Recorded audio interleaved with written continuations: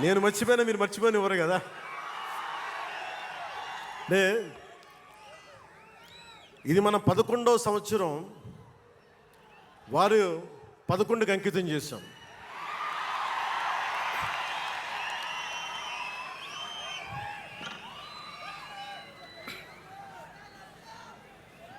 Love you two.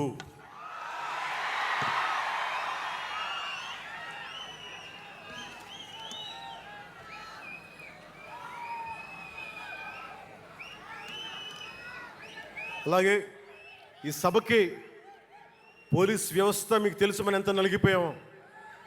గత 5 ఏళ్లలో మనం ఎంత నలిగిపోయామో మీకు తెలుసు. ఎన్ని ఇబ్బందులు పాలు చేశారో తెలుసు. ఆ రోజు నుంచి కూడా ఈ రోజుకి వరకు నాకు పోలీస్ శాఖ అంటే చాలా గౌరవం. ఎందుకంటే పోలీస్ శాఖకి స్వయం నిర్ణయాలు చేసే హక్కు ఉండదు, డ్యూటీయే ఉంటుంది. బ్రిటిష్ వాళ్ళు పరిపాలించినప్పుడు పోలీస్ కూడా బ్రిటిష్ అధీనంలో పనిచేశారు తప్ప వాళ్ళకి ఇవ్వబడ్డ డ్యూటీ చేశారు. భగత్ సింగ్ని కొట్టమంటే కొట్టారు, జైల్లో పెట్టమంటే పెట్టారు, గాంధీ గారిని లాక్కెళ్ళిపోమంటే లాక్కెళ్ళిపోయారు. వాళ్ళు చేయకపోతే అది డ్యూటీకి విరుద్ధం అవుతుంది, చేయక తప్పదు. మరి అదే పోలీస్ ఆ రోజున వచ్చారు. స్వాతంత్రం వచ్చిన తర్వాత మిలిటరీ కూడా అంతే. అందుకనే నాకు పోలీస్ శాఖ మీద ఎప్పుడు వ్యక్తిగతంగా కోపం ఉండదు, ఏదో కొద్దిమంది వ్యక్తులు ఎక్కువ చేస్తే తప్ప. అలాగా ఈ రోజున చాలా గొప్పగా నిలబడ్డ, సహకరించిన పోలీస్ అధిపతి డీజీపీ గారికి, కాకినాడ జిల్లా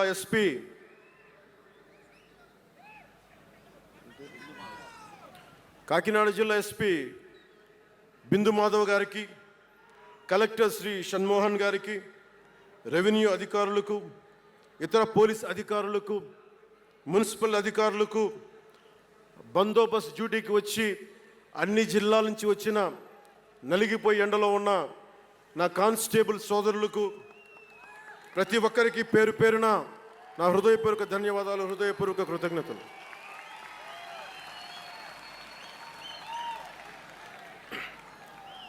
నా ఇష్టం, నా కోరిక ఎప్పుడూ సగటు మనిషిగా ఉండటమే. తన పని తను చేసుకుంటూ ఉండటం, ఎవరి జోలికి వెళ్లకుండా ఉండటం, బతికేయడం, తన కుటుంబం వరకు జీవితాన్ని కుదించడం, సగటు మధ్యతరగతి మనిషిగా బతకాలనేది నా కోరిక చిన్నప్పటి నుంచి. మా నాన్న కోరిక ఏంటంటే, నేను ఇంటర్ చదువుతున్నప్పుడు, అరే నేను డిగ్రీ చదవలేకపోయి, నువ్వు డిగ్రీ చదివి కనీసం నువ్వు ఎస్ఐగా సెలెక్ట్ అయితే నువ్వు కనీసం డిఎస్పీ కంటే కొంచెం పై ర్యాంక్లో నువ్వు రిటైర్ అవుతారు అని చెప్పాడు మా నాన్న. దురదృష్టవశాత్తు నేను డిగ్రీ చేయలేకపోయా. కానీ నేను అంటే నాకు అంతకుమించి కోరికలు లేవు, అది చెప్పడానికి నా ఉద్దేశం. చాలా చిన్న జీవితాలు మాయి. మా అన్నయ్య గారు ఏదో పొరపాటు యాక్టర్ అయిపోయారు తప్ప నాకు రావాలి నేను ఎప్పుడు అనుకోలే. అదే నెల్లూరులో, అదే ఫతేఖాన్పేటలో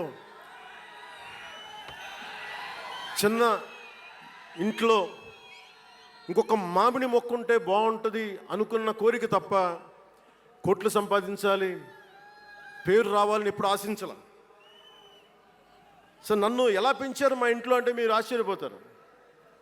మొన్న నా friend Anand Sai TTD board సభ్యుడిగా నియమితులయ్యారు. అతను చెప్తా ఉన్నాను నాకు ఈ మధ్యన, నన్ను ఎలా పెంచారంటే మా ఇంట్లో అతని ఆనంద్ సాయి మాటల్లో,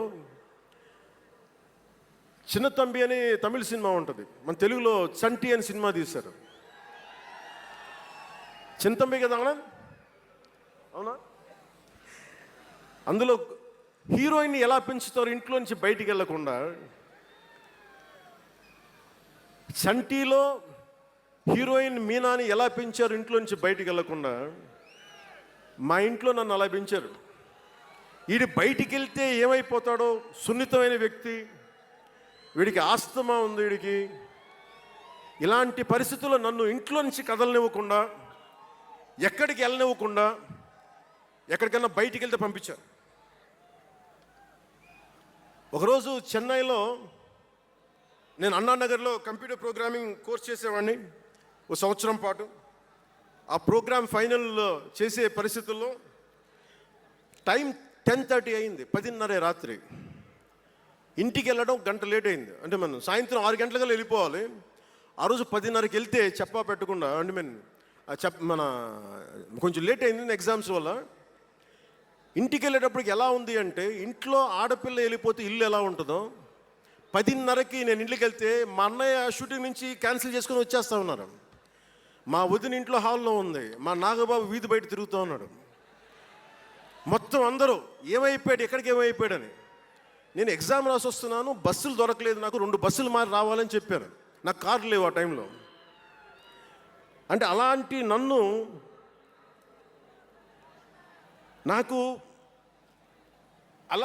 పెంచారు నన్ను. ఇది మా నాగబాబు గారు ఇక్కడే ఉన్నారు, అడగండి, ఆ రోజు గుర్తుండి ఉంటుంది ఆయనకి. అలాంటి నన్ను పాలిటిక్స్ చేస్తానని కానీ, సినిమాల్లోకి వస్తానని కానీ ఎవరు ఊహించలే. ఎందుకంటే నేనే ఊహించలే. పోనీ 18 ఏళ్ల వయసులోనో 20 ఏళ్ల వయసులోనో 10:30కి లేటుగా వచ్చామంటే ఒక అర్థం ఉంటుంది. అక్కడమ్మాయి ఇక్కడ అబ్బాయి, గోకులంలో సీత, సుస్వాగతం, తొలి ప్రేమ చేస్తున్న సమయంలో, మేబీ తొలి ప్రేమ ముందు అటో ఇటో, సంగీత్ థియేటర్లో, హైదరాబాద్ సంగీత్ థియేటర్లో క్లింట్ ఈస్ట్వుడ్ నాకు ఇష్టమైన హీరో, అతను సినిమాకి వెళ్ళా. బ్రిడ్జెస్ ఆఫ్ మాడిసన్ కౌంటీ అని ఒక ఇంగ్లీష్ నవల్ ఆధారంగా తీశారు. అది నాకు ఇస్తుంది ఆ నవల్. సో ఎలా తీశారని చెప్పి నేను షూటింగ్ రిలీజ్ కూడా అయిపోయినట్టుంది తొలి ప్రేమ. నేను నా ఫ్రెండ్ ఆనంద్ సాయిని, హరీష్ పాయిని, ఇంకో 2-3తోటి సెకండ్ షోకి వెళ్ళా. సెకండ్ షోకి వెళ్ళి ఇంటికి వస్తే కింద మా నాన్న, ఇంట్లో పైన రూమ్లో పడుకోవాల్సిన మా నాన్న కింద కుర్చీ వేసుకొని ఓ నీలకమల్ చైర్ వేసుకొని నా కోసం వెయిట్ చేస్తూ ఉన్నాడు. ఎక్కడికి రా వెళ్ళామని. షూటింగ్ అన్నాడు. షూటింగ్ అదని సినిమాకి వెళ్ళానంటే ఆయన ఎట్లా తిట్టాడంటే నన్ను, నేను చాలా తప్పుడు పనులు చేసేస్తున్నట్టుగా, ఏదో బార్లో కూర్చొని తాగేసినట్టుగా. నేను అప్పటికి కొంచెం గుండె ధైర్యం తెచ్చుకొని చెప్పాను, అక్కడ మా నాన్నంటే భయం. చిన్నప్పుడు చాలా కొట్టేవాడు మా నాన్న మమ్మల్ని.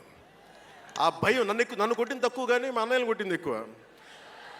సో ఎముడికి మొగుళ్ళలో ప్రసాద్ బాబు ఉంటాడు. చిరంజీవి గారు పక్క వ్యక్తిని కొడితే ఇతను లైన్లోకి వచ్చేస్తాడు. అక్కడ నేను డిసిప్లిన్లోకి వచ్చాను. అట్లాగే వీళ్ళని కొడితే నేను డిసిప్లిన్లోకి వచ్చాను. నాకు ఆయన కొట్టక్కర్లేదు, నేను డిసిప్లిన్గా ఉంటాను. సో నాకు మా నాన్న చూడగానే భయం వేసింది. కొడతాడా గబుక్కున బాగుండదేమో అనుకునేవాడిని.